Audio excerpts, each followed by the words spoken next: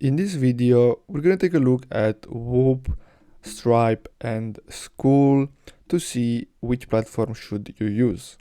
So basically, Whop is a marketplace where you can basically create a community around your followers where they can pay you basically to join that community.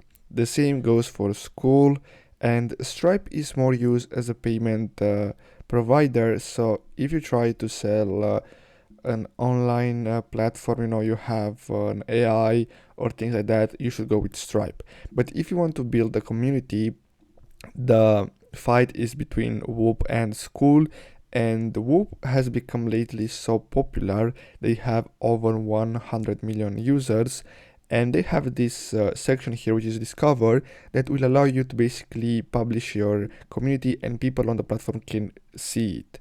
So I suggest you to go with Whoop if you try to build a community and you want to sell a service or a course. Go with Whoop. And if you have a platform, an AI platform, or you have a service that you want to sell, go with Stripe.